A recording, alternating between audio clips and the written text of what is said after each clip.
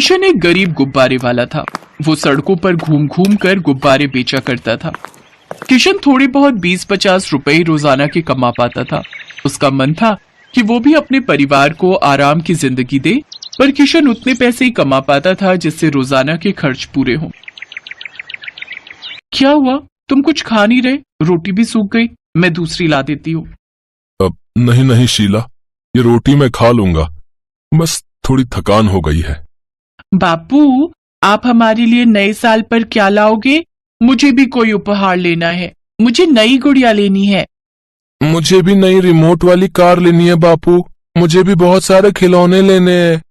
हाँ हाँ बच्चों, चिंता मत करो, मैं तुम्हारे लिए बहुत सुंदर सुंदर नए साल के उपहार लेकर आऊंगा। बच्चों, अभी बापू को खाना खाने दो, जाओ बाहर जाकर खेलो।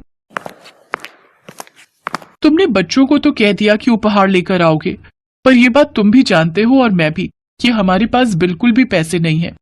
चिंता मत करो शीला, नया साल है, बड़े बड़े घरों में नए साल की पार्टी का आयोजन होता है। अब से मैं कुछ दिन रात के समय गुब्बारे बेचने जाऊंगा, उससे मेरी अच्छी कमाई हो जाएगी। सोच रहा हूं कल से ही शुरू कर दूं। ठीक है, पर अपना ख्याल रखना। रात के समय तुम काम पर निकलोगे तो मुझे तुम्हारी चिंता रहेगी। अरे तुम चिंता मत करो, मैं अपना ख्याल रखूंगा। अगले दिन से किशन रात के समय गुब्बारे बेचने के लिए जाने लगा। वो रोजाना रात को जगह जगह जहां पार्टी का आयोजन होता वहां पर गुब्बारे बेचने के लिए चला जाता। एक रात किशन एक बड़े बंगले के बाहर गुब्बारे बेचने के लिए खड़ा हो गया। उस कोठी का मालिक श्याम प्रकाश बहुत घमंडी था। अरे रामू, इस गुब्बारे वाले को यहाँ से हटा, मेहमान आ जा रहे हैं, हटा इसे यहाँ से। ओ भैया, ओ जाओ भैया यहाँ से, साहब ने कहा है कि तुम यहाँ खड़े नहीं हो सकते, मेहमानों के आने का समय हो रहा है। भैया मैं वहां सामने दीवार के पास जाकर खड़ा हो जाऊं? मैं सोच रहा था थोड़े गुब्बारे बिक जाएंगे तो मेरी कमाई हो जाएगी। हाँ हाँ, वहां सामने जाकर खड़ा हो जा, पर इस बंगले के नजदीक मत रहना, नहीं तो मालिक मुझे गुस्सा करेंगे। किशन बंगले से थोड़ी दूर जाकर खड़ा हो गया। ये बात श्याम प्रकाश को हजम नहीं हुई और वो गुस्से में किशन के पास आया। तुझे बंगले के सामने से हटाया तो तू सड़क के इधर आकर खड़ा हो गया। तुझे पता है ना आज मेरे घर में न्यू ईयर की पार्टी है, मेहमान अपनी कार से यहीं से गुजर रहे हैं और तू है कि यहाँ गुब्बारे बेचकर भीड़ इकट्ठी कर रहा है। जाता है यहाँ से या बताऊं तुझे अभी? यहाँ मेरे बंगले के सामने नजर भी मत आ जाना। साहब मैं बहुत गरीब हूँ, मेरे पास गुब्बारे बेचने के लिए इससे अच्छा दूसरा कोई समय नहीं है। गुब्बारे बेच लूंगा तो कुछ दिन घर में चूल्हा जल जाएगा, इसी उम्मीद से यहाँ खड़ा होकर गुब्बारे बेच रहा हूँ।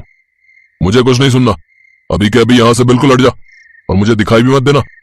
किशन थोड़ा घबरा गया और उदास मन से वो श्याम प्रकाश के बंगले से थोड़ी दूर जाकर खड़ा हो गया, पर वहां पर कोई भी उससे गुब्बारे नहीं खरीद रहा था क्योंकि उस जगह पर अंधेरा भी था और वो सुनसान सड़क थी। वहां बंगले के पास रोशनी भी थी और लोग भी आ जा रहे थे। यहाँ से तो अंधेरे में कोई भी नहीं निकल रहा, कोई मेरी तरफ देख भी नहीं रहा है। मुझे लगता है आज मेरे गुब्बारे नहीं बिकेंगे, मुझे खाली हाथ ही घर लौटना होगा। कुछ ही देर में नया साल आने वाला था, पर किशन चुपचाप उदास खड़ा हुआ था। कुछ देर तक तो उसने इंतजार किया कि कोई न कोई उस जगह गुब्बारे खरीदने आएगा।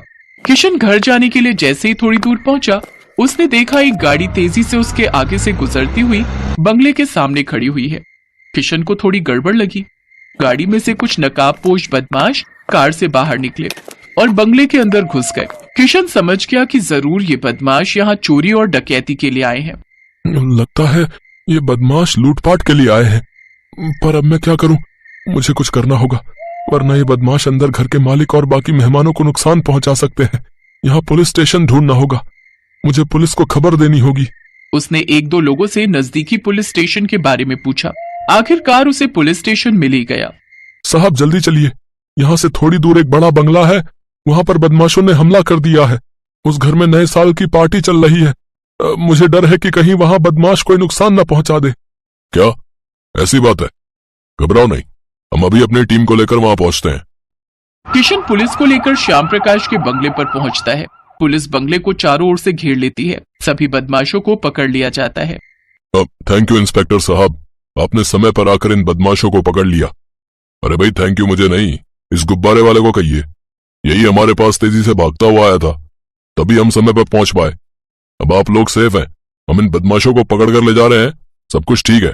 बदमाशों को पुलिस पकड़ कर ले जाती है। श्याम प्रकाश बहुत शर्मिंदा था कि उसने जिस गुब्बारे वाले को अपने बंगले के गेट से हटवा दिया, यहाँ तक कि सामने भी नहीं खड़ा होने दिया, आज उसी गुब्बारे वाले ने मुसीबत के समय उनकी मदद की। अब मैंने तुम्हारे साथ कितना बुरा व्यवहार किया, फिर भी तुमने हमारी मदद की। अब उसके लिए बहुत बहुत शुक्रिया। अब साहब, इसमें शुक्रिया की कोई बात नहीं। मुसीबत के समय साथ देना तो सभी का फर्ज होता है। साहब, अब मैं चलता हूँ, बहुत रात हो गई है। अब किशन, जरा रुको। सरिता, वो जो न्यू ईयर के गिफ्ट हमने मंगवाए थे, जरा वो तो लाना। जी, अभी लाई। बातों बातों में तुम्हारा नाम पूछना तो भूल ही गया। साहब, मेरा नाम किशन है।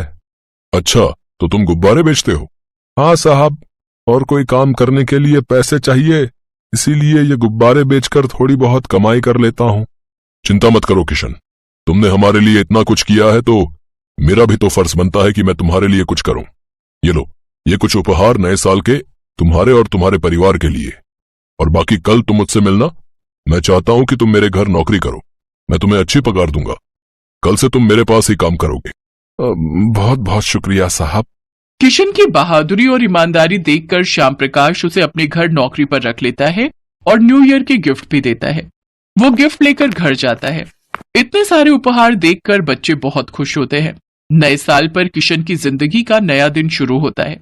किशन की जिंदगी में नए साल पर नई खुशियों का आगमन होता है।